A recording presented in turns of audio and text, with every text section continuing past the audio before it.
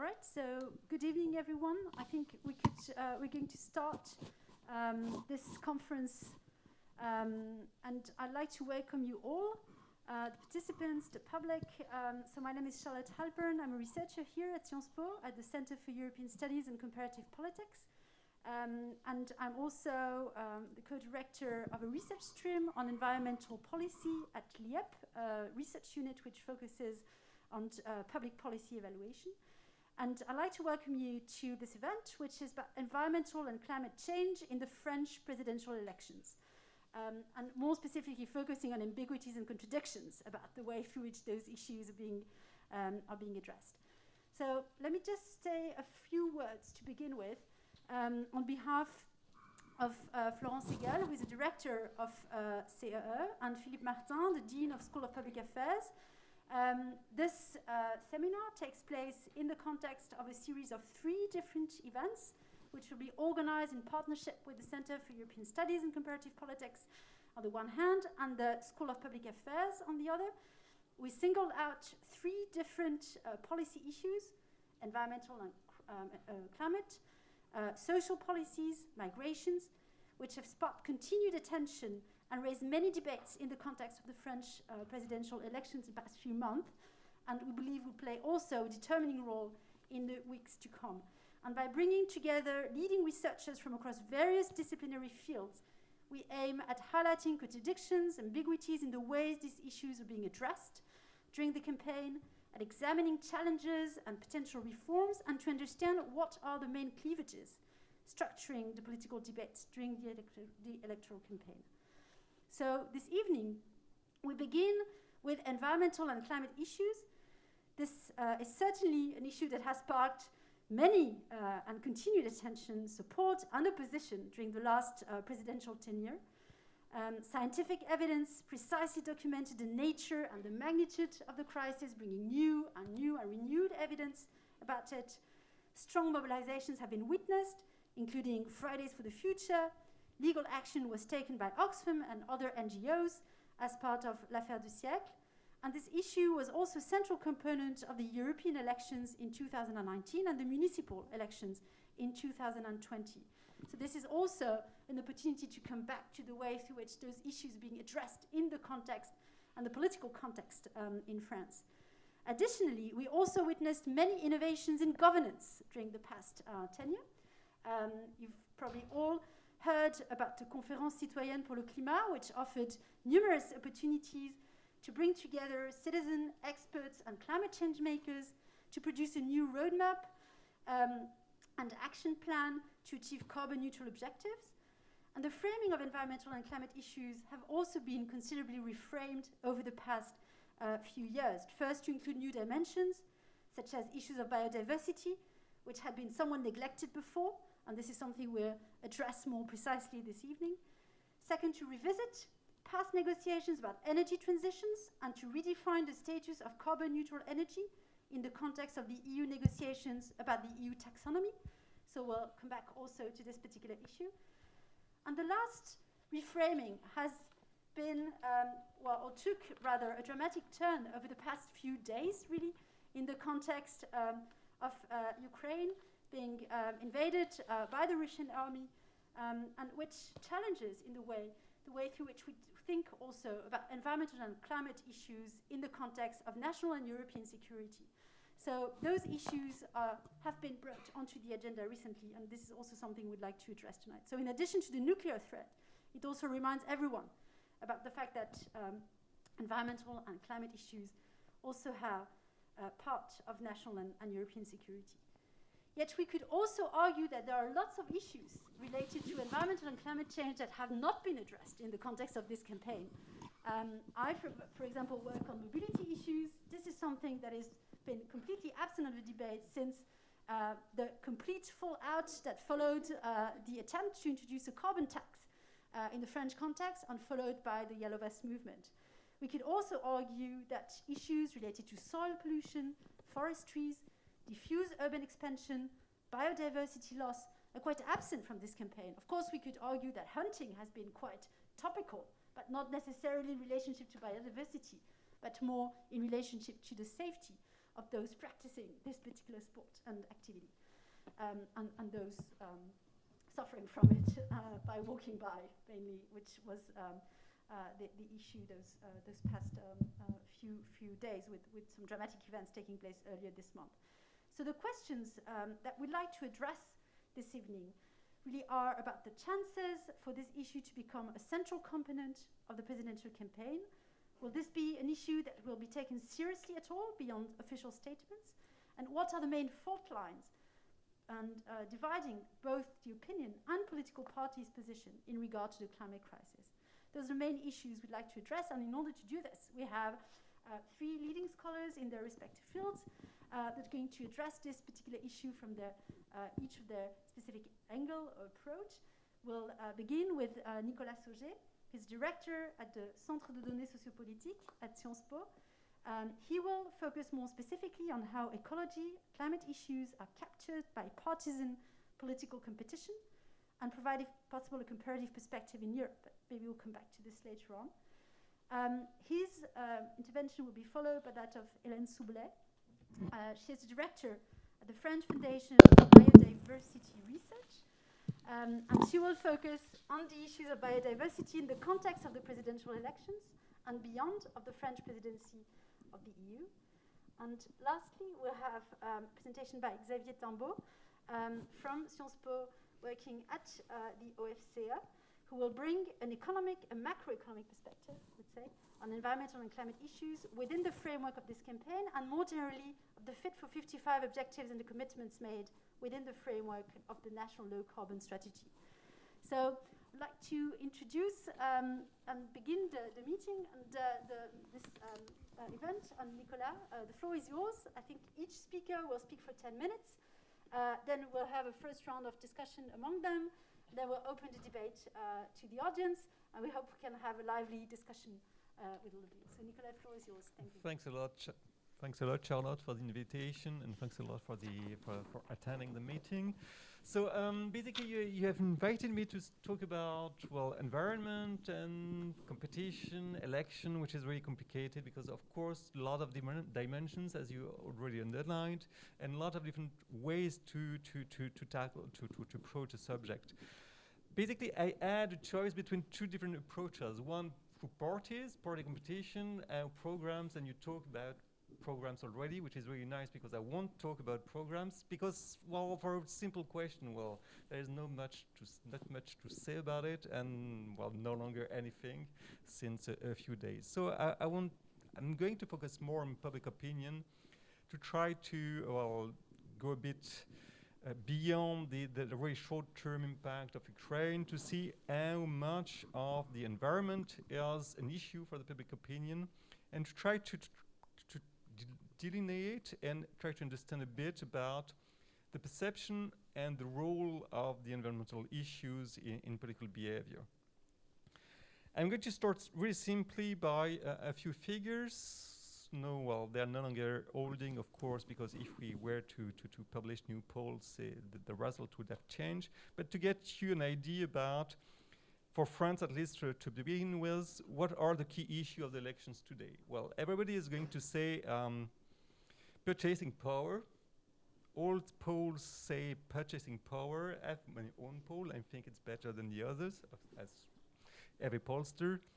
And I can deliver you for the first time ever the results of our last wave of the Ellipse panel, which is basically a quality sample and survey on public opinion.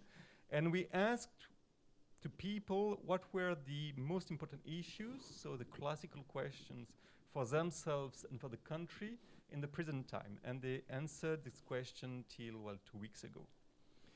Basically, you guess what? The first issue is no longer purchasing power. They do care about purchasing power, but the first issue still is, guess what? Health. In fact, health, including COVID and all these hospital-related issues. But I think it's the most striking result I have, nothing related to environment directly, but that health is still it's still really important for most people, and we shouldn't forget it. And it's really striking, even more than for the environment, that people don't speak anymore about health, although the the ordinary people do think still about health. And the big surprise, or the nice surprise, is that environment comes second. There's about 28% of the people that answered our survey that say that environment is one of the two most important issues for the next elections for themselves. Meaning that more than a quarter of the population, well, health was 38, that is, it was really the dominant issues, and then environment comes second, and then we have purchasing power a bit lower, and insecurity even lower. What is really striking, I did the same survey 10 years ago about environment, and the two different perspectives about issue, that is, talking about people, what was important for themselves, and what was important for the country. 10 years ago, what was really striking was that environment had no impact on the perception of the importance of issues for personal reasons, but it was perceived as important for the country. That is, 10 years ago, well, people did care for the sake of the collectivity or of the country about environment, but they saw no difference for themselves. Now, and this year, it's really striking that environment is still important for the country, but less than for the people themselves. That is, I think it's an important change, at least if these figures are confirmed, that people do perceive in totally different manner the environmental issue compared to a few years ago. That is, people start to see the actual consequences, or we can guess they start to see the actual consequences in terms of climate, well, actual climate change, extreme events in terms of weather, or any kind of drought, or extreme heat, or whatever we want. And they start seeing the consequence in the daily lives of this type of issue. It was not the case before, it is now. And I think this is a major change. Not meaning that environment has increased a lot. It has increased in 10 years, but not that much. But it's still one of the three most important issues in this election, well, at least in March. So it is an important issue, and it is an important issue both for the country and for the people. Meaning that to some extent there's a lot of hope, if you are optimistic about the environment, that people or are aware now about environment as an issue for politics. Problem now, you see nothing in terms of consequences of this change. Nothing in terms of actual change in electoral behavior. Why? Well, first, I wanted to have some kind of comparison, just to get an idea about what we mean. When I say that, just don't believe in a figure, because especially for all these questions about the most important issue, we have lots of different ways to phrase the question, and a lot of variation in the responses. That tells, you can see, for instance, Germany, we have longitudinal figures for that, and it goes from less than 20% to more than 44% of the sample that say that it's one of the most important issue, meaning that it can really vary on the short term a lot. But still there's quite basic results, which are, as usual, USA, they don't care about environment. There's a Gallup most important issue trend line. On average, on the last 24 months, the environment has never trespassed the threshold of 4% of the sample, saying that environment is one of the three most important issues for the next years. Meaning that for the US, at least in terms of electoral perspectives, there is nothing there. It's of course, contrary different in Europe. Most countries do care about environment, whereas basically divides we can guess easily. That is, Southern Europe and Eastern Europe do care about social inequalities, employment and immigration, while Northern Europe do care about environment. That's really a cleavage that is so simple and so straightforward that we can comment on it, but it's not so surprising. The thing for France, if you take this kind of comparative survey, that France is in between, as usual. It's close to Germany. It's not Northern Europe, but it's a bit more developed than Southern Europe, so environment is quite in between. So French people do care about environment as most Europeans. It's close to the average, in fact.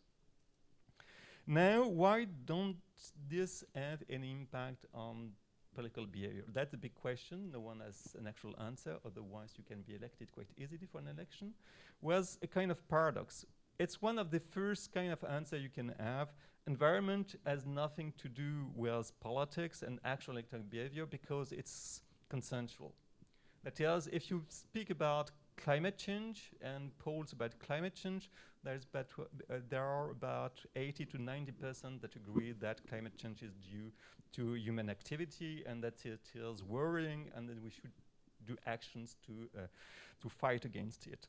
Nobody would oppose that. Nobody, or a small minority would oppose that. Which is a reason that, well, because you have a consensus, it doesn't move actual behavior. I think it's not the only answer because on some aspects you have other issues which have been important, such as employment, in which everybody's agree it's what we call balance issue, that we should decrease employment, we should decrease carbon emissions. Everyone would agree, but it is about the consequences and how we do it that we are going to disagree. And there are actual issues in terms of environment. Nuclear power, you spoke about it. 50%, well, it depends a bit about the date. Now it's changed once again, but about 50% are for, 50% against, or want to decrease or increase nuclear energy. It's an actual divisive issue, but it has, I won't say no impact on electoral behavior, but at best it is quite in line with all the other cleavages that are usual in French politics and in most European politics. That is, the extremes are different, and what it does, if we look really at the details, it divides within camps, within blocks.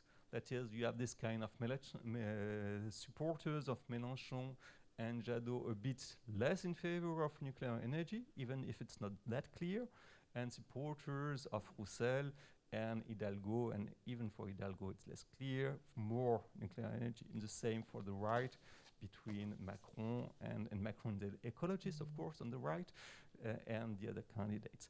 Meaning that, of course, we could imagine something that could move public opinion and electoral behavior, but it has not yet happened. It has not happened yet, for probably different reasons, and I think the most important reason is back to the political supply, that is, candidates don't manage to convey really clear ideas and issues about simple things as environment.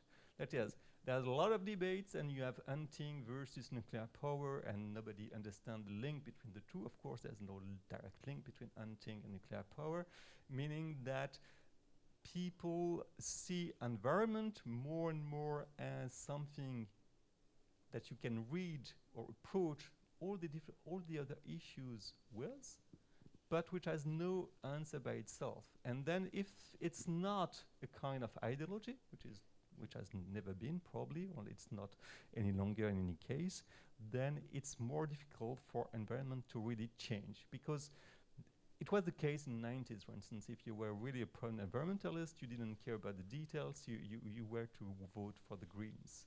It's not the case, because the Greens have changed and because the other political parties have changed. And at the typical case in which most parties now on the balance issue have adopted a general stance for better environment. Even Zemmour would not oppose to the fact that we should curb carbon emissions, but in which the means are not so clear and the consequences of the means are not so clear. And for instance, you see we have some polls about nuclear power. It's really complicated for people to actually understand what are the stakes, and because there are different dimensions about the risks, about the effects, and nobody actually have something beyond a kind of hunch about what it means, and then no actual consequence. Okay, that was a really short and pessimistic, to some extent, idea, because environment is important, but it has not been transformed into a political issue in my mind. Okay, thanks a lot for the Thank you very much, Nicolas. I think we can say, on the one hand, yes, it is a rather pessimistic approach. On the other hand, the optimistic one would be to say that it is quite a consensus now, that it should be part of the debate. So I guess I will see the bottle half full for the time being, and maybe we'll get some more hopes with the next perspectives and other speakers. So we'll come back to this later on. Hélène Soubelet, you're going to focus more on biodiversity challenges.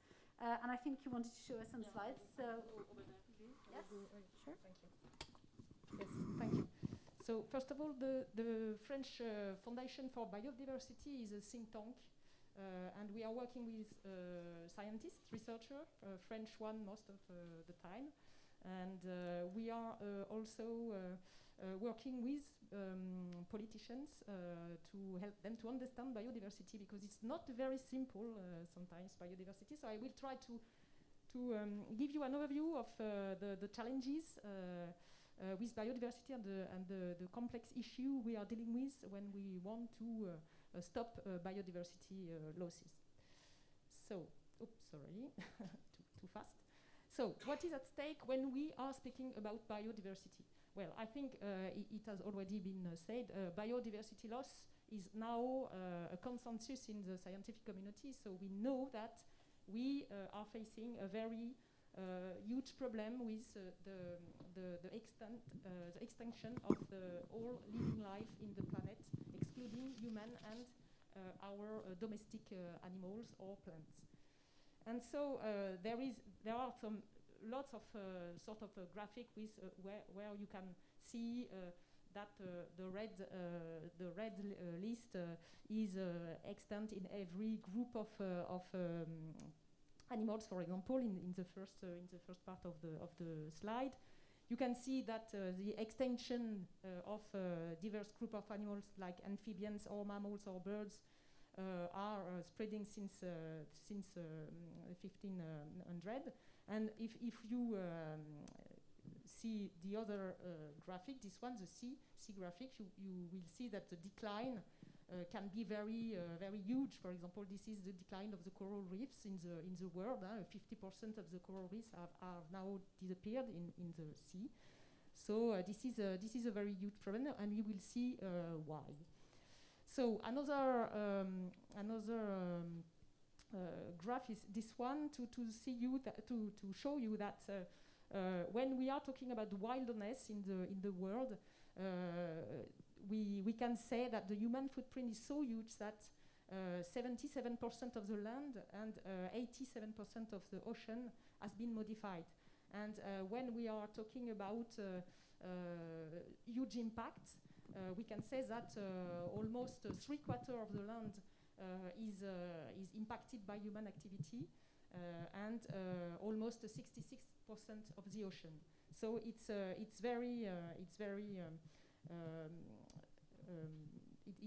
so we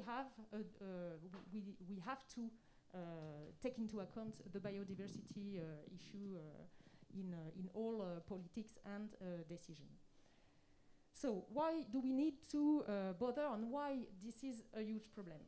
The scientific community proposed some years ago a framework which is ecosystem services. So biodiversity provides ecosystem services, and humankind needs ecosystem services to survive. There are 18 ecosystem services in this framework, which is a framework which has been published in 2019 by IPBES, which is the intergovernmental platform on biodiversity and ecosystem services. And they show that almost all the ecosystem services are declining. You see the arrow going down in blue. And so we can speak about pollination, regulation of air quality, regulation of water quantity or water quality, regulation of ocean acidification, regulation of climatic events, which are probably here, regulation of hazard and extreme events, regulation of detrimental organism and biological processes, and the only ecosystem services which are not declining are the three below this slide. So energy provision, food and feed provision, and material and assistant provision. And if we go beyond, there are some few other ecosystem services, such as the medical and biochemical and genetic resources, which provides, for example, our medicine. And you have another set of ecosystem services, which are non-material ecosystem services or cultural ecosystem services. And we can see that biodiversity is also the base of learning and inspiration, physical and psychological experiences, or support of identities.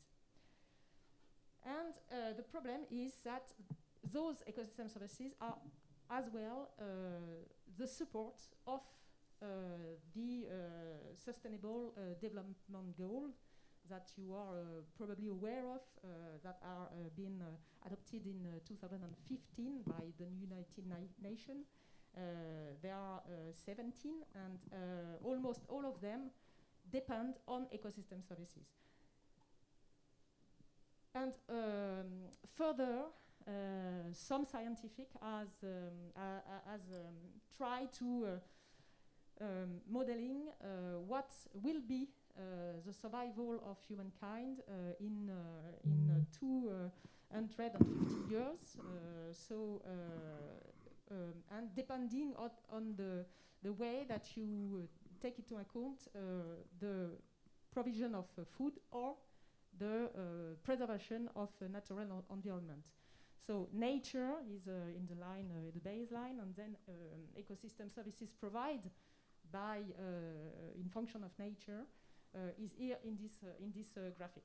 So you can see that PS is provisioning services, so provision of food, and RS is regulating services. So you can see that when you protect too much nature, of course, you can't have food for feeding the human population or the domestic animals. And the threshold and the point is at about 30% of the nature protected. So if you protect less than 30% of the nature, you can have very good provision services, so very good production of food or fuel, because you can also grow some cereal for fuel. And but you can see that the regulation services are very low when you are not protecting the nature. So the more the nature you protect, the more these services is high. And the problem is that we depend on these regulating services. It's air protection, water protection, soil protection, and soil consolidation. So in the four scenario here, you can see that you have three scenarios which leads to humanity, declining humanity, because of the famine, because of the decline of the regulation services here, and because of the decline of production services, because the two are linked. So when the regulated services are dropping, the food production in a while decline as well. So two other examples of the importance of ecosystem services.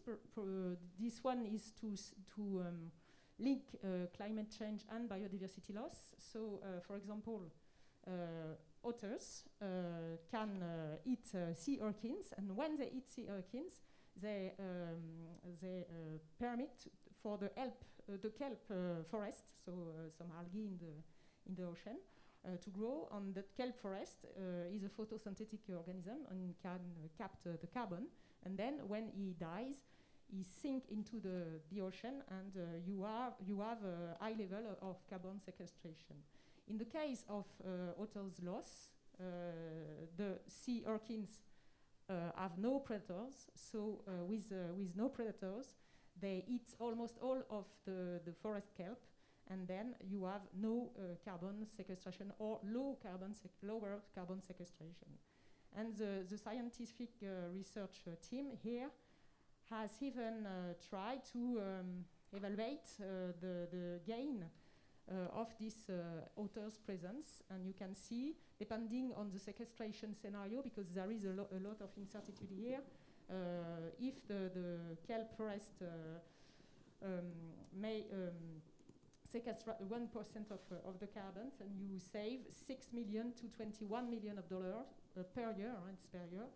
And in the case of 50% of transportation of the primary productivity in the ocean, you can reach 1 billion of dollar per year. So another example, health, because we speak a lot about health. This is a disease, Mycobacterium ulcerans, which causes an ulcer, a buruli ulcer, which is very devastating in the skin of young children, especially. And this disease is promoted by the deforestation. When you have deforestation, the bacteria, which is here in some small ponds in the forest, can reach other ponds that has been created by the deforestation, and this is an infected ponds. And then when the population, the local population, is in contact with this pathogen, which can be in very different sort of animals, then they contract the disease. So if you replant, if you reforest, you can deal more or less with this huge problematic in Africa, especially. So I will try to respond as well at this very important question that you have raised. Why are politics so reluctant or so inefficient to solve the biodiversity crisis? But we can say the same for the climate crisis. First of all, we can say that biodiversity, it is very complex. So they are facing a huge complexity, and they usually don't understand this complexity. Second, they very often assume very bad faith. So when scientific alerts, and the alerts are very common nowadays, but I can see that since the end of the Second War, in fact, scientific alerts on the state of the biodiversity and the environment. And the politics usually don't want to hear, don't want to see, and want more and more research to be able to do something. But I think we can do something right now. We need some more research, but we have enough results to act now. And one research team has made a very interesting research about the archetypes of decision makers. And you can see that it's quite the same. I won't explain very long, because I think I'm too long, but the more you respond to the question, the more you can be qualified in 5 different archetypes. The first archetype is the uninformed. The politician will say, no, I don't heard of the problem. I am not aware of this problem, so I won't solve anything because there is no problem. The second archetype is the denier. He has heard of the problem, but he doesn't believe that this is real. This is not a problem. For example, climate skeptic or biodiversity skeptic. The third archetype is the occupied. Yes, he has heard of the problem, he's aware that there is a problem, there might be a problem, even a huge problem, but he considers that he has another one which is bigger.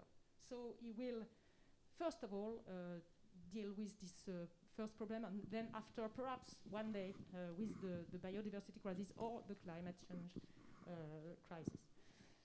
The fourth category is a concerned, because this one has heard of the problem, is aware that this is very huge problem, agree that we have to deal with it urgently, but he doesn't know how to do that.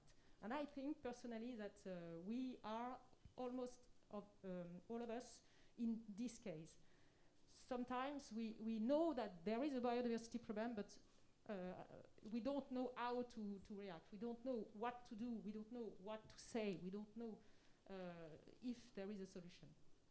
And the researchers say that we can transform ourselves and the society and the politician into a fifth archetype, which is the architect. And this architect finds solution and advocates for the solution and the implementation of the solution. And to finish, because I think I'm very long, IPBES has provided in 2019 when the big evaluation, the global evaluation of biodiversity was first launched. This scheme, which I found very clear. So you have some direct drivers of biodiversity loss, which are land use and sea use change, direct exploitation of natural resources, climate change, pollution, and invasive species. And these direct drivers are enhanced by indirect drivers, which are demographic and sociocultural driver, economic and technological driver, institutions and governance, and conflict and epidemic. Perhaps the next slide is clearer, this one. If you see the little graphic here, you can see that to conclude, the more important drivers to the biodiversity loss are economic growth, urbanization, and population growth, because these three categories of drivers are impacted have very huge impact on ecosystem degradation, pollution, climate change, and that leads to biodiversity loss and accelerating the rate of this loss. So to act now, we need to be fully aware of that, and we need to go further, to go beyond, to find solution, even if we have to deal with this indirect driver. If we just focus on for example, the pollution, we know that the pollution is a problem for biodiversity, is even a problem for human health, but we won't be able to solve the problem if we don't see what are the activity who polluted, and what are the drivers, perhaps the consumer demands, perhaps the regulation which allow the pollution to occur, and so on. So this is very important. This is very well documented in the scientific literature, and I can say that I am optimistic because in 2020, this year, there will be the 15th meeting of the COP15, the Convention on Biological Diversity, and there are taken into account this IPBES framework, and this is a very good news. Thank you. Sorry for being very, very long.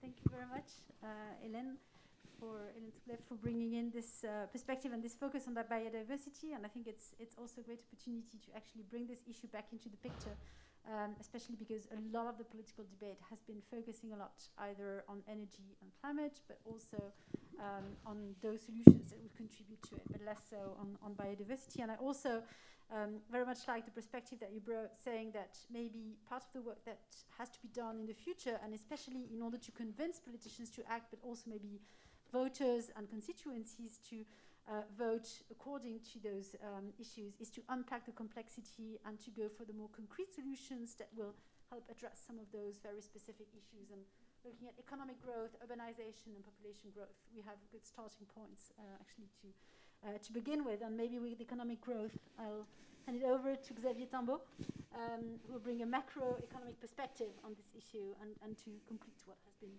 said by my colleagues. Yes. I'm certainly going to add a little bit of bipolarity in terms of environment, also being either optimistic or totally pessimistic and depressed about the issue of environment. I'm not sure I'm going really to deal with the macro issue,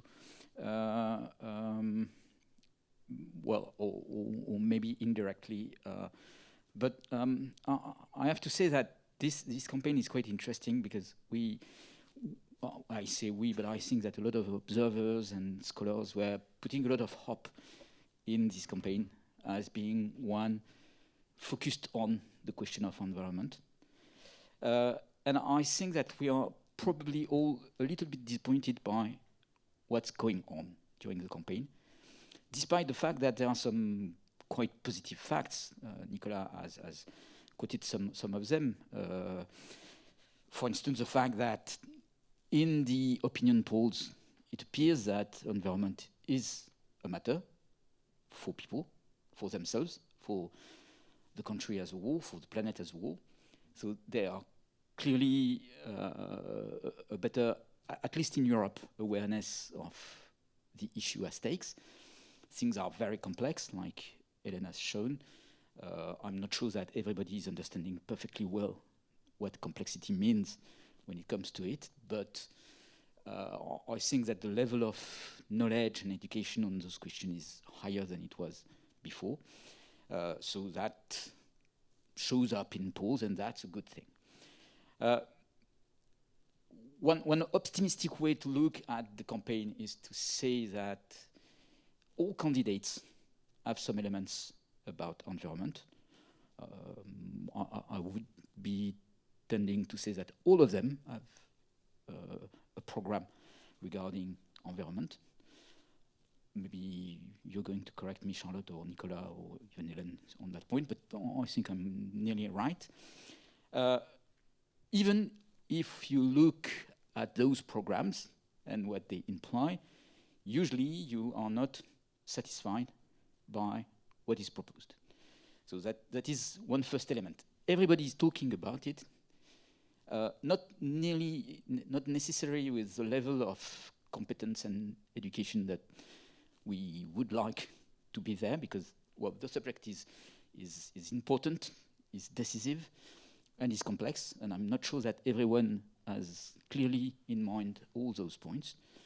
So that's first thing to be a little bit disappointing. So a lot of them are doing either greenwashing, a lot of them are doing that, and some of them are doing even worse than greenwashing. They are doing a kind of returning the environment preoccupation toward other issues which are absolutely not related to the environment.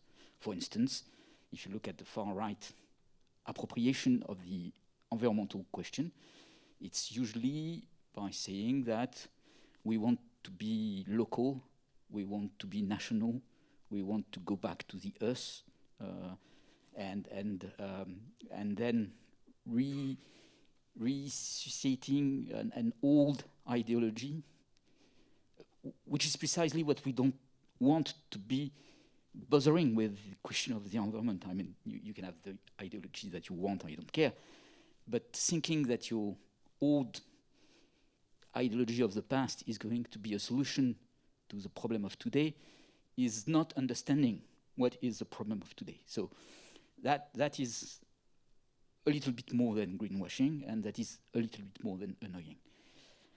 So we have that, and then we have also what is, okay, so everybody is talking, so we can say, okay, we have won the cultural battle. Everyone is talking about environment. Some of them are talking not correctly, but that's better than nothing. And then we have just to let it go, and it will translate in action. But we have all the feeling that, and what I was expecting, and I think a lot of people were expecting that, is that during the campaign we would have debate about, well, this environmental transformation of the society is going to cost a lot to the society. So this is the indirect micro analysis there. If you put everything all together, then you have to do things about that. You have to invest, you have to change behavior, you have to accept higher cost for some things, you have to transfer money to the South, for the South to go into the transition and the transformation. This transformation has to be done quickly for a long period of time with a very steady way to do it. So you have to be active every year for 30, 40, 50 years before getting a result. And that means a lot of determination and constancy in your action. And so you would have expected to have a debate which would have been, well, you don't really realize what is at stake in terms of what we need to do, what we risk if we don't do it, and what is the cost of doing it, and that some candidates would be eliminated in that first phase because they were not coping rightly with the situation, and then that some candidates would argue on the way to do it and the way to accommodate it, because there is a large redistributional issue in the way we are going to deal with that. It's going to cost, and so we have to share the cost and to make a just transformation of the society. But this is not the case. It's not working like that. I mean, everybody is talking about it. Some of them are saying, well, we are more joyful in our approach, which is a little bit crazy. I mean, when you think about it, I can quote some persons saying that we need to do a joyful transition. Some people are well, with a lot of will and energy, saying that it's going to be solved by technology only. And more than that, it's going to be solved not only by technology, but also it's going to be solved by, let's say, without asking for anything to anyone, in a sense. It's going to be a magic solution to the problem where nobody will have to suffer from the consequences of that, which is, well, I believe, but we can discuss that, completely wrong and very dangerous in a sense. Not by saying that technology is not going to save us. We will need technology in many matters regarding the transformation, but we can't believe that technology is going to be a solution that will exonerate us from all the rest. All the rest means changing our behaviors, accepting to be more sober, reducing some of our footprint by a lot of means, and also accepting the fact that our way of life is going to change, and that will mean that the loss in personal comfort, in personal utility is going to be unequally distributed among people, and that we will have to deal with that. So some of them are joyful, some of them are fleeing in a dream of a transformation without any pain, in a sense. And on the other side, when you look at the ecological, the candidate who is carrying the ecological question, then he is not getting any clear attention and is not succeeding, probably because, well, I don't know, his message is not clear, his message is not appealing. And it brings back a little bit to the graph of Hélène. It looks like, I mean, I think the graph of Hélène is better than what I'm going to say, but I'm going to say it anyway. But it looks like a little bit the stage of grief. And so the ultimate stage is acceptance, or the architect posture, where you accept things, you accept that you're going to lose part of the ecosystem, part of the planet. What you have shown in your graph, that's true. We will have to lose a part of nature in this operation. We can't just get nature untouched. But if we don't limit our impact on nature, then we are going to lose everything. And so we need to do this trade-off, and it's a very difficult trade-off to do because it's uncertain, it's on a global scale, it has to be accepted by everyone, and then inside this trade-off we have to accept all the efforts that we are going to do. So we need to accept to lose part of nature, but to do a lot of efforts, not to lose the remaining part. And that seems to take a very long time to get to. So just like in the stage of denial, of grief, you get some people who are in anger, you get some people who are not believing to the thing, but we need to be architect. We need to accept and to go to the final stage where it's no more preventing us from acting.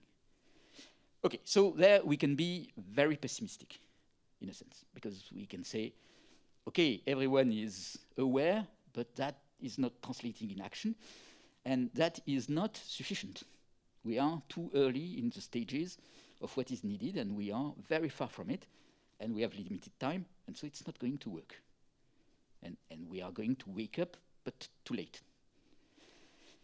Well, we can also be a little bit optimistic in the sense that maybe it's going to be very cynical what I'm going to say, but nevertheless it's going to be optimistic, which is that nevertheless, even if people don't really seem to take in account fully the question and to give any seriousness in their vote to that question, nevertheless, things are moving. We have more and more regulations. We have the Green Deal at the European level. We have the Fit for 55 package, which is a strong instrument. So we have a technocracy, basically, which is aware of that question and which is going to act. We have international negotiation, the COP15 for biodiversity, the COP27 or 26. Well, the next will be 27 for climate change. So we are doing things. We have objective targets. We have a lot of people working on that. One of the taboo of all that is a price to the carbon. So there we should thank Vladimir Putin, because he's putting a price on carbon. Well, I don't think it was his main objective in this war, probably not. But this is something which is happening, and I mean increasing the price of gas and the price of oil, and putting in the mind of everyone that we have to get rid of oil and gas imports from Russia. So to change our heating system, our energy system to accommodate for that in Europe, and that it is a priority of the moment, that we should do it before 15 days or maybe before the end of the year, is something which is quite positive in sense, because it brings us to look at the problem completely differently and to say, okay, we are completely all agreeing that we need to reduce our oil and gas consumption. We need to do it quick. And now are the practical questions of how we do it, how we compensate industries, how we planify industry transformation, how we compensate people, whom are we going to compensate, and so maybe this is the path. Maybe this is the path to stop to speak about the global picture and to dig and to go deeper into the practicalities of all that. And unfortunately, it's not going to be the debate of the campaign, definitively. But maybe this is well, maybe we need to find a way to jump to the architect phase quicker and forget about the others, because, well, it's not going to be that way. It's not very positive for our democracies, but maybe this is the best we can do. All right. Yeah. Thank you, Xavier. I think maybe to put on a different perspective, I think what you said was very true in the sense that there was a lot of expectations related to the role of environmental and climate issues in the context of this presidential campaign. And this debate is not happening. I mean, this is not going to be a campaign in which those issues are going to be high up on the agenda. They're not high up on the agenda of politicians and political parties. Neither are they for voters, and this is something that Nicolas put forward. And it somehow reflects also the growing role that the EU, but also the local level, has taken in these issues. This issue was absolutely critical in France during the European campaign. It was also very high up on the agenda for the municipal campaign. It reflects the fact that 80% of environmental spending, especially public investments in this field and others, are also made at the subnational level by regions, by départements, by metropolitan areas and by cities. The EU is also becoming again a driver for environmental issues, and especially for the climate package, less so for biodiversity, but this is maybe something that could change in the future. But in any case, it's quite interesting to see that the national level somehow sort of lost its centrality in terms of being the scale and the institutional level at which those issues are being framed, where they transform into policy solutions, policy actions, and are able to produce what you called architects, but also what we could think in terms of mobilizing a larger consensus, not just to be aware and concerned, but also to act upon those issues. So this is maybe one of the ambiguities and the contradictions, I think, which became quite interesting over the past few years in the French context, especially because it wasn't the case before. Before, it was always the national level that all those important debates were taking place. Whereas we really witnessed this evolution taking place with numbers of mayors and regional executives being dominated by the ecologists, a number of initiatives being led at a local level, a number of proposals being raised. So this is maybe something that we should keep in mind. But because you've, I think it was, I didn't cut any of you, but you were all a little bit over time, so maybe we could jump directly to questions from the audience and then come back, if you don't mind, so instead of having a debate among us, so that you also get a chance to participate, because otherwise it's a bit unidimensional. So we have a mic over there. We can also share one for the other side if you don't feel like walking all the way over there. So please go ahead. I don't know who would like to start. It's quite a big room. It's a bit intimidating, but I'm sure have some. Yes, Emilian. So should I bring the mic, right? I'm going to bring it. Stay there.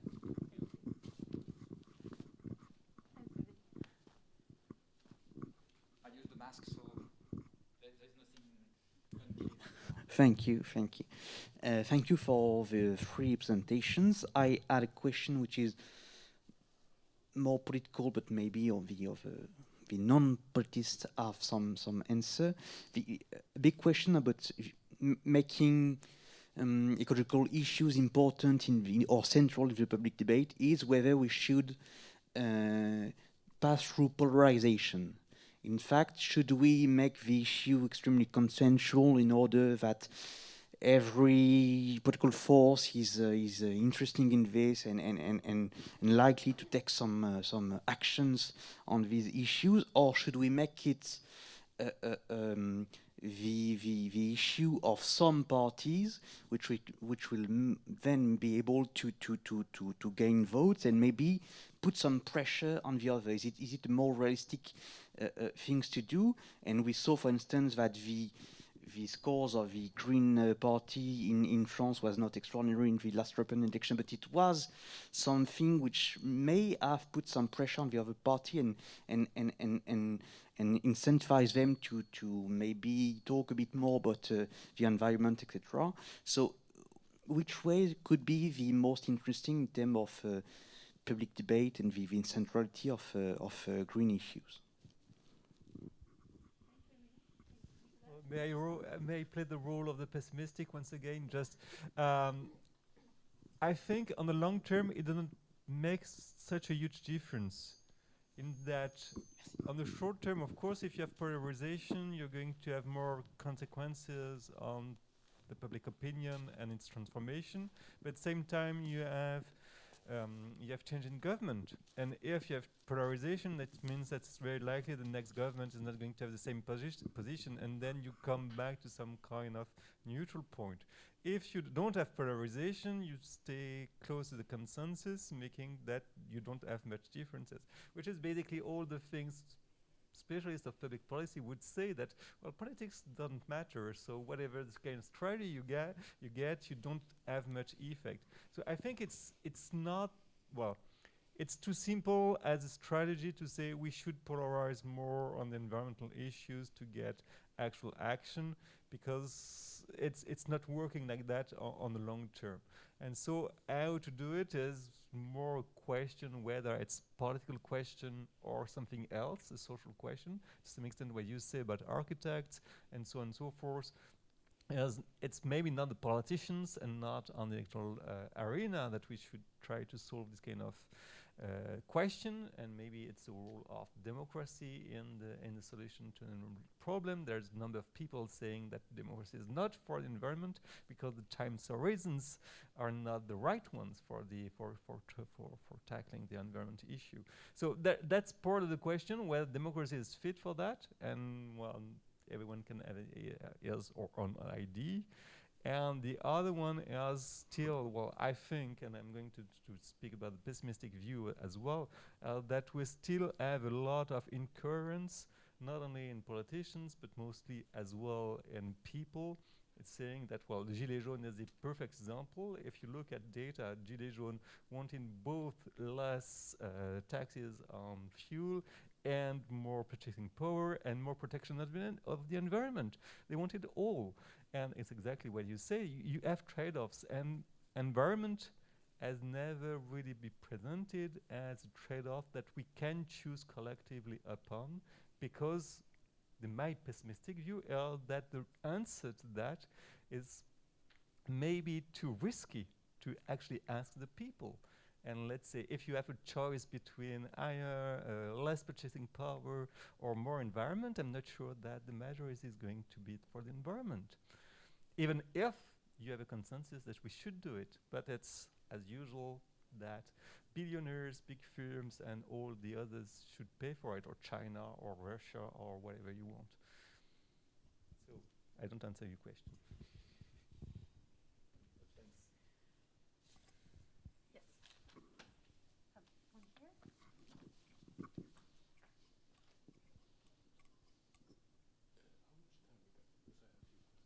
here.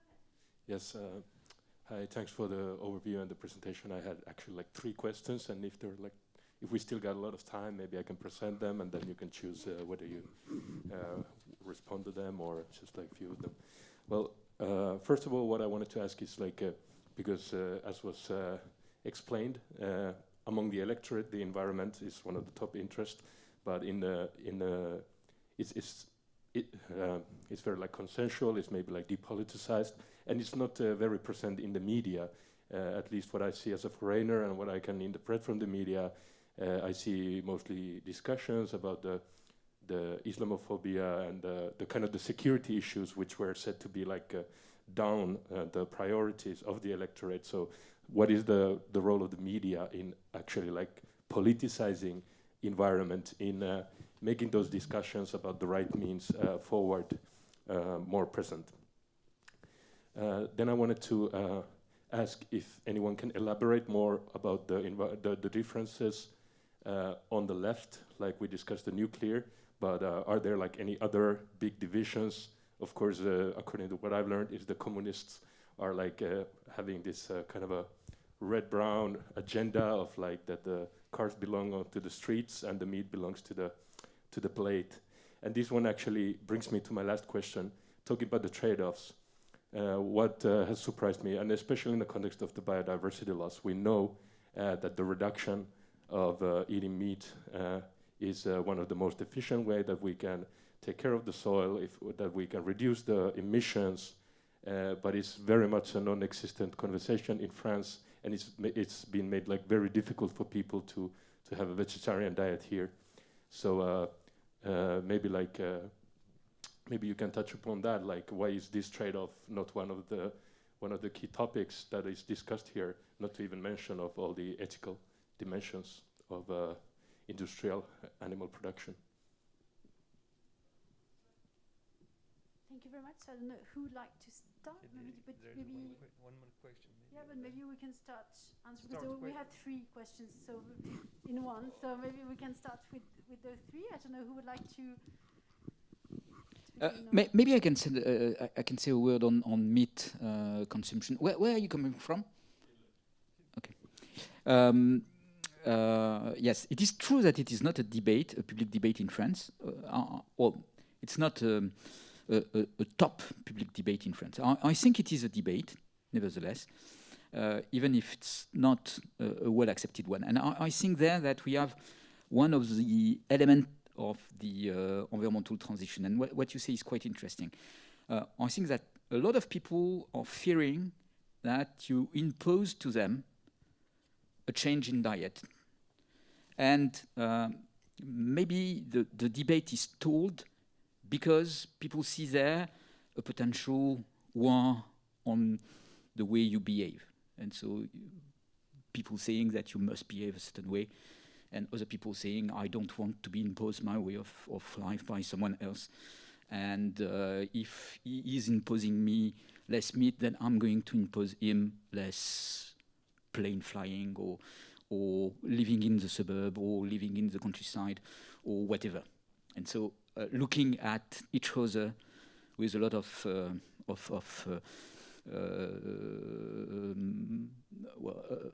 a lot of critics of the way you are and responding to critique by critique. And I think that the French debate is a lot about this opposition. And so because of that, it's stalled, because you can't get anywhere with that. But then probably one way to accomplish something more positive would be to say, is someone who wants to eat less meat is welcome in this country or not? That is to say, can he go to a restaurant, ask for a meal without meat, a meal prepared without instrument that have been cutting or using meal? So can you be a vegetarian easily and not looked upon as someone from another planet, and not looked as someone that doesn't understand the basics of the French culture, which are, of course, that you must eat meat at every meal, even during the breakfast. So, well, that's a good question, and I think that should be a way to address that. But I do believe that we are a little bit far from that, and that's the kind of thing that I would have expected to come into the campaign. It seems to be very, it's very, very tense, as a matter of fact, on those subjects. I don't know if in other countries you get a more smooth approach to that question, but I do feel that in our country it's a very tense subject. It's true on nuclear. Well, it's harder on nuclear because when you have nuclear power, you are imposing nuclear power to everyone. So maybe there is no other solution than this kind of debate. But on many things, we find that question, and there I'm not very satisfied by the way we address this question, because probably the pedagogy would be to first accept the other behavior, and then to think about, but in a long time from now, to think about what we need to do to impose it or to generalize it. But first, the acceptance of the other behavior is probably the first step. I could probably add some scientific perspective on this question, because this is a very important question in scientific community dealing with the solution to reverse biodiversity loss. And yes, you're right. This is a solution, and a win-win solution, for example, for climate change and biodiversity loss. And else?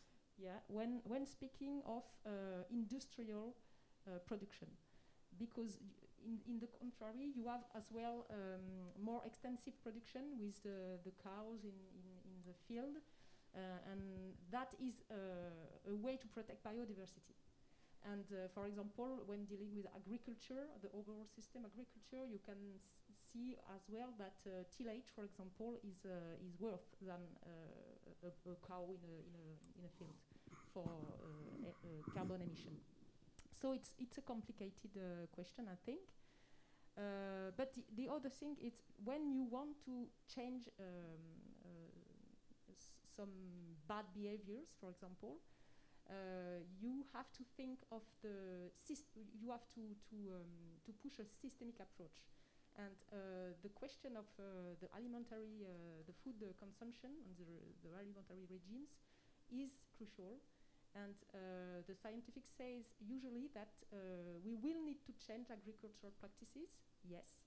We will need to reduce the production of milk and cows for meat.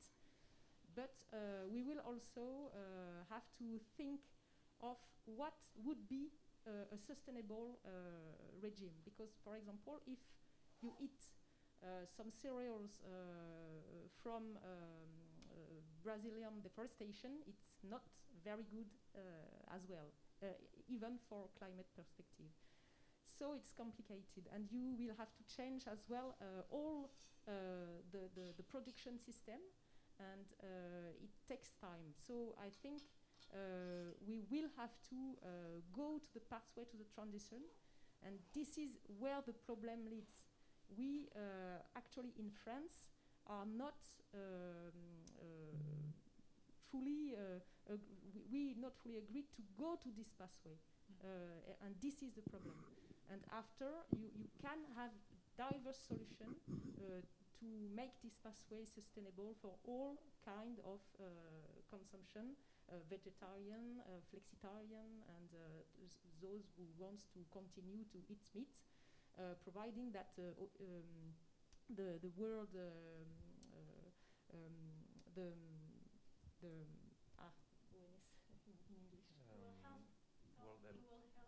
the World Health Organization, yeah, sorry, say that we in Western countries are eating too much meat. So this is a fact that I think nobody can deny. Yeah, just to continue on this specific subject, maybe we can go for the left after. But just I think what is really interesting, LDS, well, the MATCO has done the best job in terms of reducing meat consumption in France.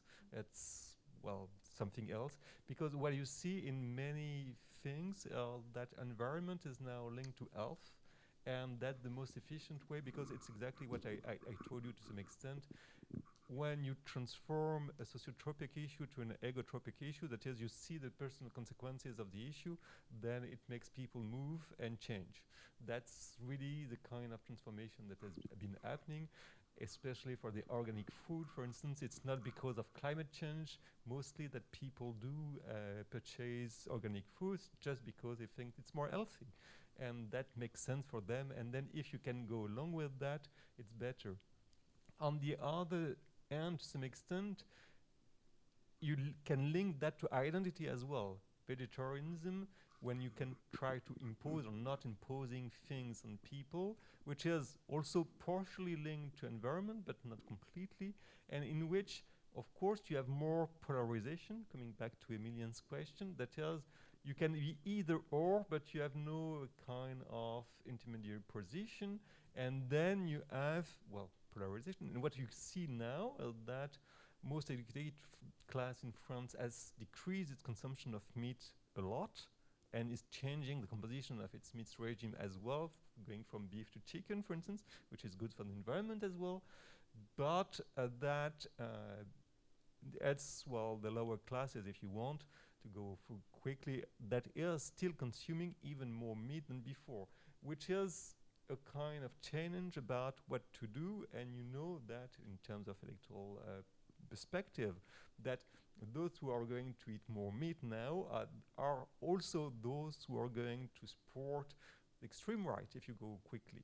And then what is exactly happening, you don't know. It's not that they don't want to protect environment, but that they think that other trajectories, social expectations are at play, and they think that it's part of the strategy of polarization from green activists, that is all this kind of we are vegetarians and we should impose vegetarianism on everyone, is really something that they react to.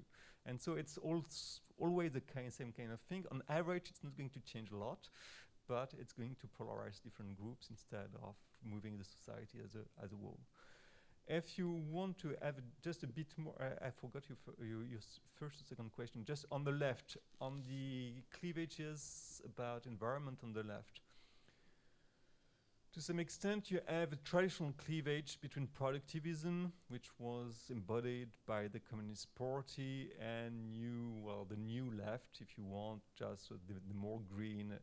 The problem for Mélenchon, well, the most important candidates on the left, for instance, that is most important segment of supporters are the youth, basically. Educated youth, quite not so different from Macron, by the way, but just in terms of political orientation, it's quite different. which is going to be exactly on this kind of green aspirations.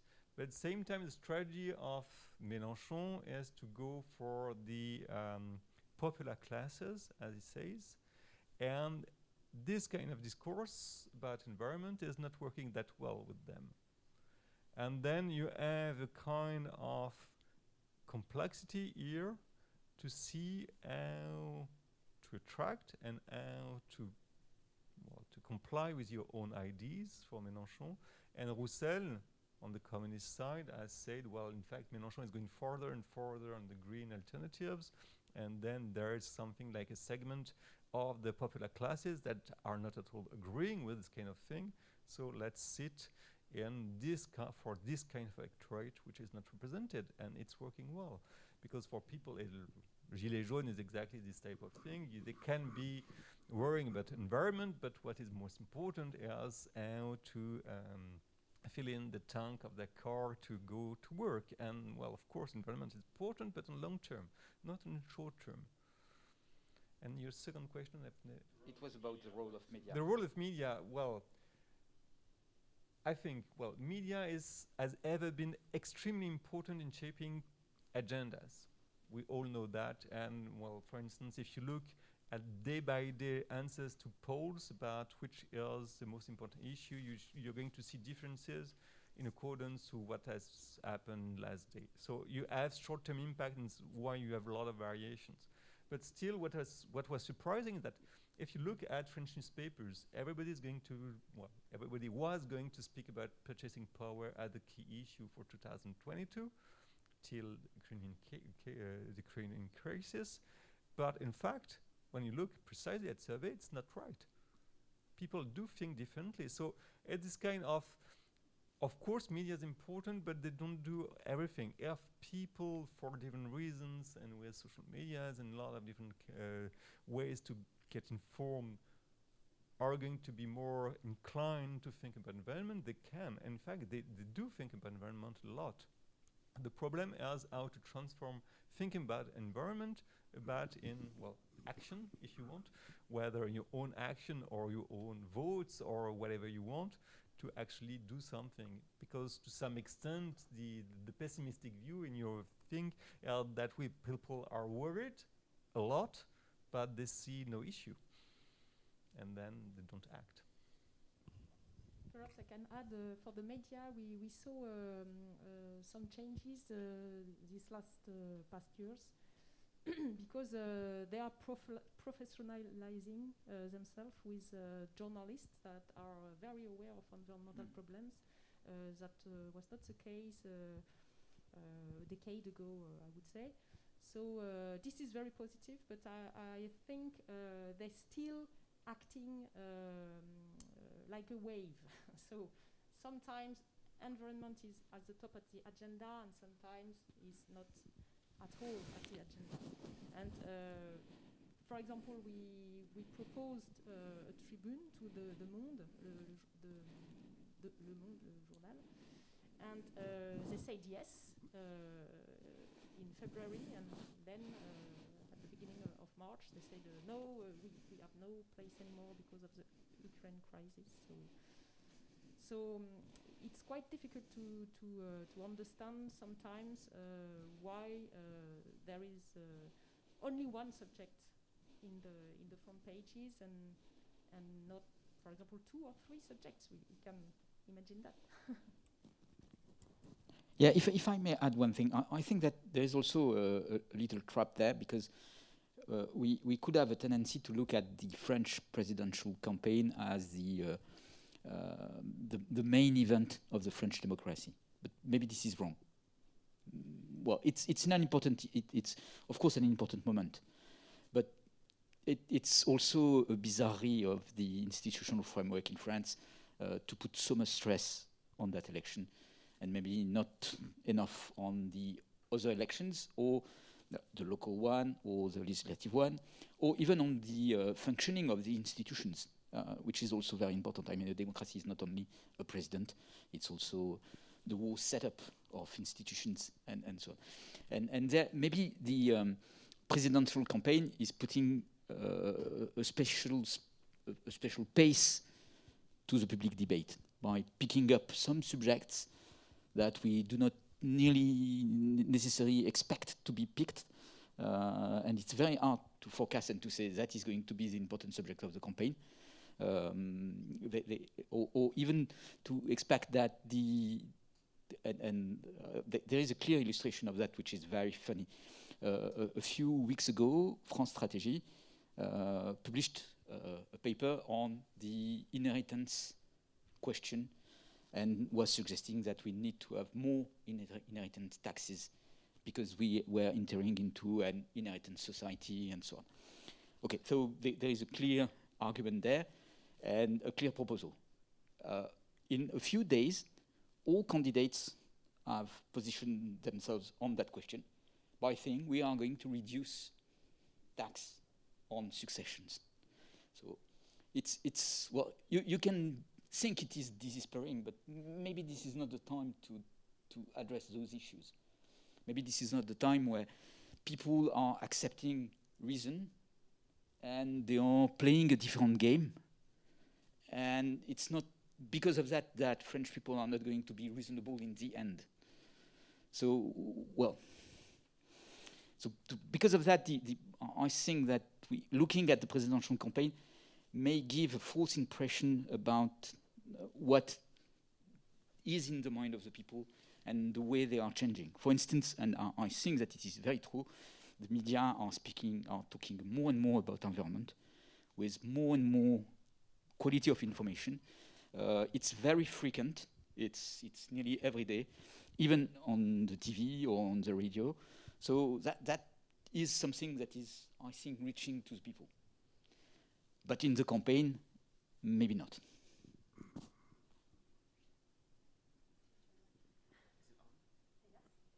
Okay. So my question was more related to the citizen convention in France. I think it was a proof that the citizens were ready for change, because some of them were not. Some of them were climate skeptics, and they ended up being part of the consensus. And when we look at the results, some people said it was an insult to the democratic. How can I call it? The democratic phenomenon, or and on environmental debate. And I think it is part of what you mentioned earlier with architects, like these citizens became architects. And I wonder, what is your take on this? How would you see the citizen convention event and the reaction of the French president?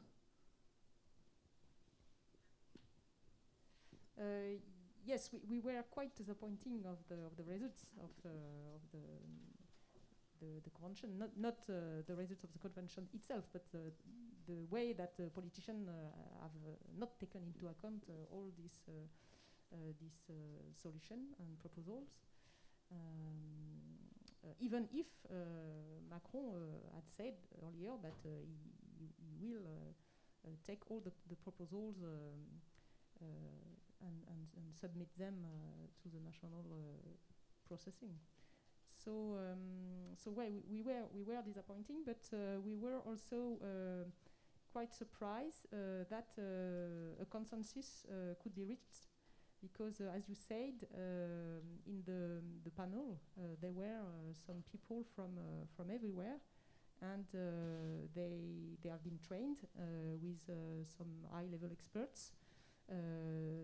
They attend some conferences, and I think it's very interesting to see that when you communicate with people, when they can access to information, and when they can access to science, they understand the issue, they understand the matters, they understand the solution, and they can find themselves some solutions. And I think this is why I am optimistic. It's because I think there is a movement in the society, in French society, but as well in other countries, that will make the changes occur.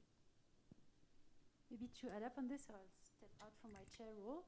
But I think the question that you raise with this particular example, it raises a very important question for us in public policy research, but also in social movement research and participatory devices and the way they impact public policy or not, and to what extent. I mean, this is an open debate in public policy research, and to see how this relationship is being channeled. We had several experiences in the French context of major innovations in governance in the past, in which there were some attempts to bring in participatory devices, participatory experiences. The latest one a decade ago was the Grenelle de l'Environnement, which also was a great moment in the sense that it was one opportunity to seek to mainstream environmental and climate issues through that public policies, through that firms, through that society, through that levels of governance. And in a sense, when we look at it from a big picture perspective, you could say that in some areas, it produces little to no impact at all. And one of those could be anti-pesticides, for example. You could also think about what happened in the field of energy. It took another decade to actually move in this particular field. But there are other areas where this particular innovation in governance brought major policy change. We can think about what took place in the management of waste, for example, with the spreading of the idea that circular economy should develop as a proper policy field, the fact that there was growing attention being given to energy recovery and waste to energy issues, but you could also think about everything that had to do with housing efficiency, not with old housing stock, but with new ones being built and new standards and new norms being introduced. So in some fields, it did lead to a major change. And so this brings me to an answer to your question, which is that in the French context, and especially when you look at public policies over time, there are sometimes it matters most to look at political change, the way institutions function, but sometimes it also makes sense to look at the sectoral dynamic and the policy dynamics within each of those fields. And maybe as part of the Convention citoyenne pour le climat, some of the areas that will lead to some major change quite quickly, and we have, there are some of those issues that have been discussed as part of the law on climate, for example, in terms of soil pollutions. There are some ideas that have been developing quite fast in terms of urban planning and spatial planning, in terms of forestry management. Those issues are becoming more and more addressed at the policy level. They mainly have to do with some specific policy issue and due to sectoral dynamic and to stakeholders' participation in this particular case. Whereas in other areas, you would find some level of inertia, which has to do, of course, with the political system, with the institutional structure, but more so with the policy dynamic itself.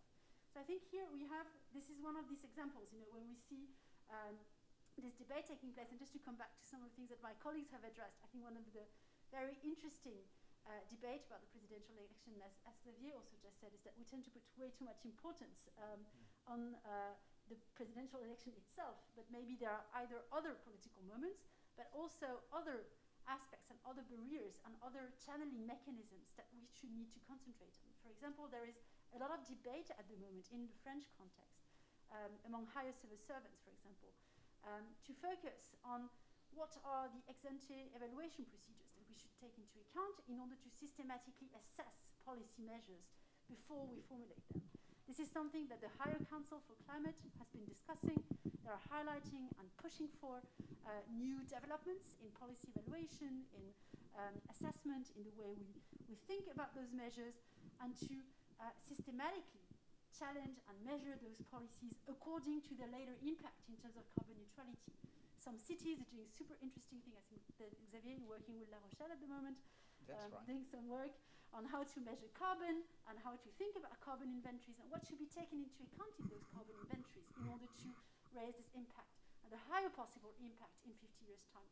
So when we think about political campaigns and politics, is one of the ways through which we may think about how politics will impact change in the long run, but we should also think about the specific role of policy dynamics, the way they play out over time, about implementation strategies, and sometimes to look at those micro, tiny, super unsexy dimensions of policy making through which there might be a way to channel and for those architects to emerge. So sorry, it was a bit of a long answer and stepping out of my role as chair, but especially because I did some work on Grenelle de l'Environnement a few years ago and followed very, very closely with colleagues from the Center for Earth Politics here at Sciences Po, who's done some work. My colleague Bernard Rébert has been working on this at CEVIPOF, and he's been doing quite a large study on the developments taking place. So I think there is a lot to be examined on the relationship between participatory devices and the impact on policy, and maybe politics and presidential reaction is not the only way to assess and to think about this impact in long-term perspective. Maybe are other ways to look at it. Perhaps I could add that I think the reason why the politicians are not willing to implement those measures are because in this matter they are still far away from architects. And I think they are, in the case of occupied, so they are occupied by other things that for them is very more important than the climate subject or the biodiversity subject, or more broadly the environmental subject. Okay, two questions. Meanwhile, I'm just going to add something on that, just a bit more optimistic about politicians and a bit more pessimistic about the result, which is basically, I think most politicians have seen from experience that tackling environmental issues in quite a public way has been detrimental to their own career because of Gilets jaunes and other things, and they don't see net benefits in most cases, because if it works, then it's not really remarked by people, and then they see that as an issue where you can lose a lot and not gain a lot, which is then a perfect solution for saying that you shouldn't do anything if you want to be re-elected. You had a question, and then yes. colleague back there. Thank you very much for your presentation. It was very enlightening, but my question is, I think, more directed at Madame Soubelet. I think in your work you mentioned that you were mostly working with French scientists, but also, of course, keeping up with the news of the COP15 for biodiversity. So I was wondering, what is your point of view on the different levels of governance on biodiversity? Do you think that there is one regional, national, or international that would have more impact? What do you think your role is as a scientist in policy advising? Because you said you also work in close relation with politicians who kind of perform that educational aspect kind of mission to kind of help them understand what the issues are on biodiversity. But do you also think scientists should play a role in policy advising and play a larger role in governance in general? Yes, thank you for the question. Yes, I think there is different, of course, different level of environmental governance, and every level is important. We work as well at international level. For example, we are part of the IPBES processes. So we advise the French delegation to participate to the plenary of IPBES. We try to communicate about the results of the evaluation after they have been published. And this level is quite crucial. And the level of the different environmental convention is mandatory as well, because we need this high-level agreement first of all, I would say. And then after, nothing occurred if the national government just sign the international convention, for example, and then it's the statu quo in their territory, and they do nothing. So this case can happen, and we saw that happen in biodiversity, for example, measures, because we signed a lot of protocol. We signed the convention, then a lot of protocol with a lot of very innovative and efficient measure to be implemented in the territories. and nothing was made because I think there were other priorities at the time.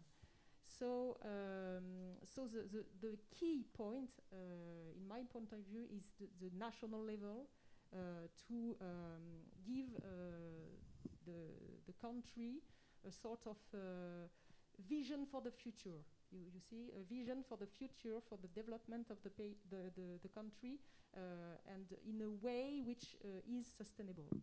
And this is a lack of vision, I think, for our politicians, left and right, all the same, I think, because they are much more preoccupied by the moment, tomorrow, but not the future, or not the future for our children and theirs. So this is a problem. The time of the political movement is too short. It's not the time of the biodiversity loss. It's not even the time of science. And very often the two agendas are not dealing one with another. So this is the main problem for implementing those solutions, international solutions in countries. And perhaps one way to get out of this sort of bad pathway is to consider all the experimentation on the territory, so at the regional scale or at a more smaller scale. So, but because there is some very good things occurring in the territories, in agriculture, for example, but even in infrastructure and impact assessment, and I think perhaps we could go bottom up and top down, and perhaps in the middle the government will be forced to act. One question. Hello, thank you for the presentations. So I have two questions. The first one is more on the social impact of environmental actions. So you talked about carbon tax, and we saw in France with the Gilets jaunes that it was impacting a certain category of the French population, so usually middle class and lower classes. So it's not really a question, but it's more if you're okay with sharing your thoughts about the direct impact that it can have on people's everyday lives, because those people needed their cars, for example, to go to work, or to go to school, because usually they do not live in big cities. They maybe choose not to live in big city or cannot afford living in big city. So usually it's like people from the suburbs or rural areas who are directly, like, negatively impacted by changes in price. And my second question is, do you think the current crisis in Ukraine can be used as a tool to accelerate our energy transition? Because prices are changing very quickly. So maybe, I don't know if it's possible, or if you have thought about that before, if we can use this as an opportunity to accelerate the energy transition. Thank you. Maybe I can start on the social impact, because afterward the Gilets jaunes crisis, there have been a lot of work done on that question and trying to understand, are we facing a kind of new conservatives, some people from lower social classes living in rural areas, having a certain way of life and opposing deeply to the idea of transition and transformation, by claiming that their way of life would be compromised by this. What is interesting is that doesn't seem to be really so simple, and that as Nicolas has said, those people are, as a matter of fact, caring about the environment. So they are not opposed to anything on that. They are also caring about their situation, but it's not even so simple there, because they seems to be more attached to the question of justice than the question of doing something for the environment. So that their opposition is not really in terms of, we don't want to reduce our transportation or pay more for fuel or do some efforts in terms of saving energy, but we want to have a fair share in the transformation. Well, so maybe this is an afterward discourse that people are putting because they feel also that they can't be totally egoistic and say, I care about the environment, but I don't want to hear about any solution. But it seems that it is important. And so in that respect, this is also something coming from the Convention citoyenne sur le climat. The idea is that we all have something to do and that we need to have a fair share of this thing to do. And if it is not fair, it is much less acceptable than if it is fully shared.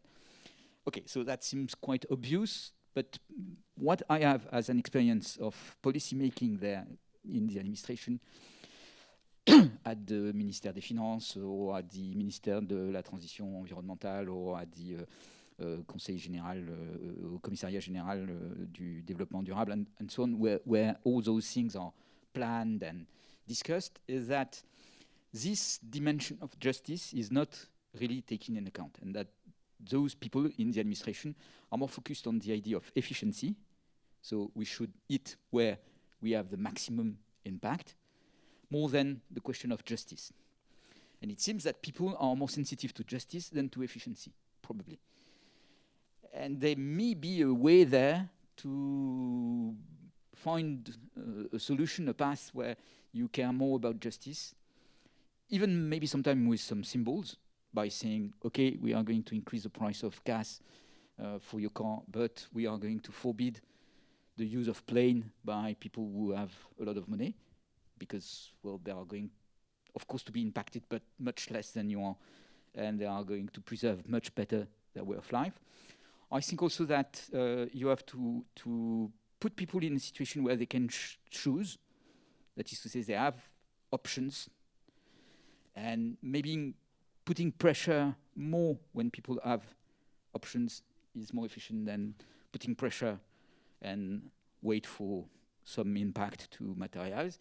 So there, when I say that is, well, if you don't have an affordable way of transportation, an electric car or an electric bike for people who can have an electric bike, or because they are not too far, or a public transportation system, if you don't have that, maybe you have to ease a little bit on the price pressure and maybe push more on the price pressure when there is a space for choice for the people. And so there, that calls for a very local management of the price pressure. And maybe by having a local management of the price pressure with the space of solutions, you can also involve more people in the decision-making process. And so it's not coming from Bercy, it's coming from your local authority, and there is an overall plan which you can consult and participate into its building. And there's the idea that you're going to change your behavior, but you can change your behavior. It's not only you're going to stay at your home and not move anymore. So maybe those are paths for the question. What I know is that the question of the social impact and what is acceptable by people has been out of the radar of all policy making for many years. And the only thing seen in terms of, the only word that was acceptable or that was pushed by people in the administration or at the European Commission was to call for compensation. But the concept of compensation, I think, is not the right one. Compensation means that you're going to give a check to people in order to compensate for what they do, but you don't deal with justice with compensation. And compensation is a very rude way to take the situation of the people in consideration. So I don't think it's working. Maybe we can, I was thinking whether or not questions. I propose we collect the 3 questions and then we go for a final round.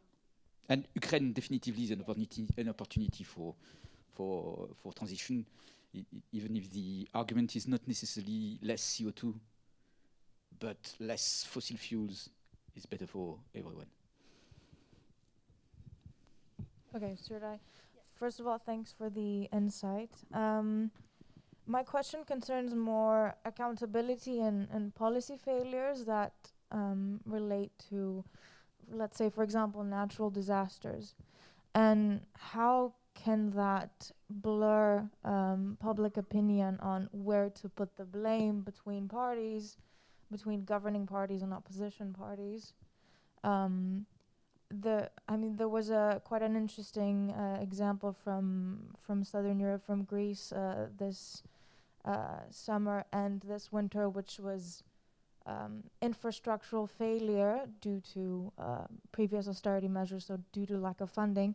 But then you also had unprecedented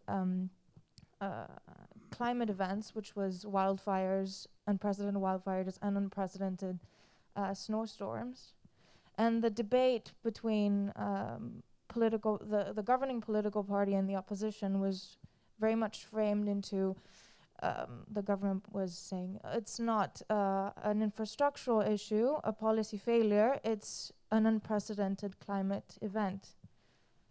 Whereas the opposition parties had to take a stance of, we know it's probably climate change, but we cannot accept this as a climate issue because accountability is blurred. And my question is more like, how do you see this kind of paradox being formed into electoral accountability and just policy failure in general? Thanks. Thank you. Thanks for the time. I'll be quicker. I think I will ask a bit more generally about the candidates that are running. I think the discussion was a bit diverged into the issues.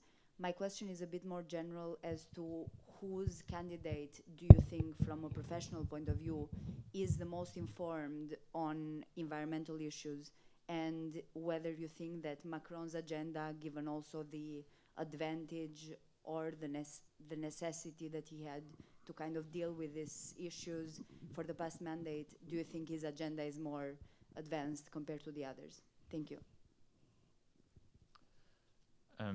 Yes, and hello, thank you for your presentation. And to bounce back on a previous question on Ukraine, I wanted to ask whether how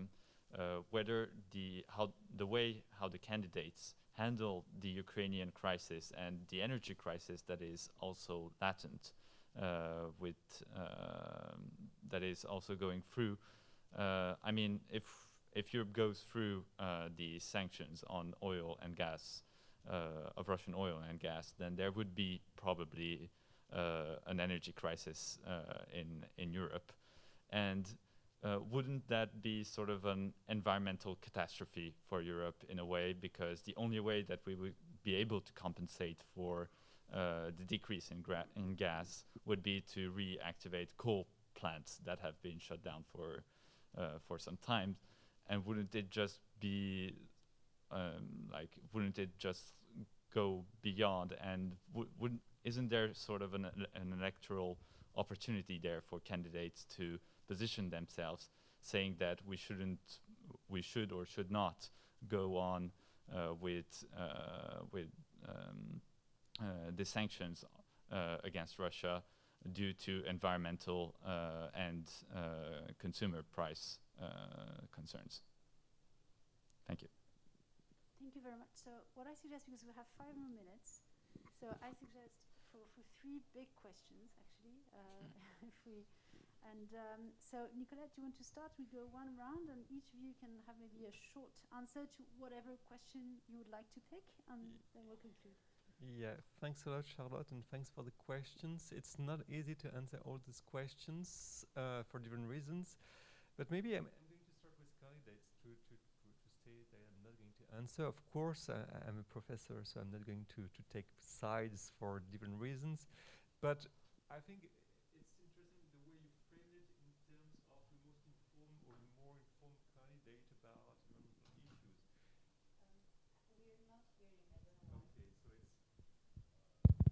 Okay, so my fault. Sorry. So it was the way you framed the question, that is, do we need an informed candidate about environmental issues? Of course, we need informed candidate, but in politics, you need also someone who is going to be able to make things move, and someone who is going to be able to actually deliver some policies and some efficient policies. And so you have information, willingness, capacity, and, well, the coalition to some extent to resist or to impose a number of things. And that is really complicated to actually assess from an external point of view. So it's not only because I'm a professor that I'm not going to answer, but because you have all these different things to take into account, and that's not an easy answer. Maybe just a short answer on Ukraine and the future of energy as well. I'm slightly ignorant about that, but what I was a bit struck by as first, when you see societies, the shares of Valorec, which is basically the one who's going to explore new oil stocks, has increased a lot with the crisis in Ukraine, meaning that, of course, maybe we're going to be to not have access to Russians, but we may have new digs everywhere in the world to find new spots for oil. So I don't know what is the net effect of that. What is important as an effect, I think, is the consciousness and awareness that we need to change. We need to change, but what do we need to change? Either coal, new energy, or sobriety. There's a lot of different options, and I'm not sure that it's not so clear for people. And the only option that has been actually discussed in the French perspective, at least, is nuclear power, which is maybe not the best news we can expect, but at least it's the one debate that has emerged or that has been reinforced by the crisis, because it was present before. So I think all your questions are right, and we need more evaluation about the possible impacts and how to build on that, and how China is going to act in relation with the Russian position on the market as well is very important, because of course if you just divert oil from Russia to China, it's not going to change a lot. That's the second point, which is, I think, I have not the knowledge, meaning that I think that many people don't have the knowledge, and then how to decide in a democratic society about this kind of issue is really complicated, and we all would need more insight about it. The third question was about policy failure and accountability. On the kind of general scale, of course, the environment is a problem because it's really difficult to impute actual responsibility for any kind of event, because of course it's a mix of random chance and structural decisions that are going to bring in new catastrophes, trends, or good news sometimes. So I think, of course, it's because it's a complex setting. It's complex to have accountability perspectives on the one hand. Second, of course, but it's not specific to environment. People don't want to be blamed for failure, so they're going to blame anything else, and so they can blame, well, the other countries for war, just because you could say that they could have prepared, and you have examples. And for war, for environment, immigration, whatever the policy subject it is, it's the same, and politicians want, well, that's basically the game of politics. They don't want to be blamed, so they're going to find excuses. I think it's not that specific to environment, except that environment has as many subjects, but on long term, and then more complicated to balance short-term dynamics and long-term dynamics, of course. But is there a solution to this? Well, at least in terms of experience, and I'm going to stop here, it's not easy because, well, what we have seen it has been seen mostly as exogenous shocks in terms of floods, in terms of extreme events, but not in terms of accountability. And I'm stopping here because I can't do more. I'm getting really worried feedback from the back, because there is a course taking place right afterwards. So I think I'm just going to contribute you one sentence for Hélène, one sentence for Xavier. If you want, you don't have to. But One sentence. Perhaps I would like to respond to the add insight to policy failure. I think the main problem here is that it is very difficult to establish the cause-effect relation between the damage and the probable causes. And the evaluation of the part, the responsibility of each causes is even more difficult to establish. So that leads to a very open space for infinite debates between political adversaries. So I think that's why we never obtain answer, quite clear answer to those sort of questions. thank you. Yeah, just a word on Ukraine and the way to size the opportunity which is presenting itself. Yes, of course, there is an answer to the Ukraine crisis and the energy crisis, which is going to be more coal-burned and more oil-fond. So that's going to occur.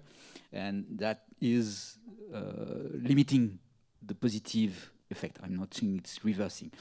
What I believe is that we can use this opportunity by pushing two elements in the narrative. The first one is the sense of hierarchy, by saying that, and we have done that during the COVID crisis, by saying that there are things which are more important than the economic issues. And here it's the actions we have against the war and against Russia. And so this sense of hierarchy is very important for the climate crisis, because we need this sense of hierarchy. And the second element in the narrative is also growing from the COVID crisis. This is the idea that we are protecting people. And then in this specific case, we are going to protect people from a higher price of energy. We can't protect everyone for two reasons, because it's very costly. And then it would negate the positive impact of a high price on your behavior. So you need to choose to pick the one you're going to protect. And that is going to bring the justice question. So who are you going to pick in order to protect? And that is the narrative that we can push in the crisis. It is not done. I mean, it's something to be done. But there is a little bit of hope there, because we can use this opportunity to push those elements, hierarchy, and who are we going to protect and how, in order to maintain the idea that we need to get rid of fossil fuels, whatever it takes. Thank you, Xavier. So I think let's stop here, maybe for tonight. Let me start by thanking first the speakers, our three speakers, for their contribution. Thank you also for the audience and for the great questions.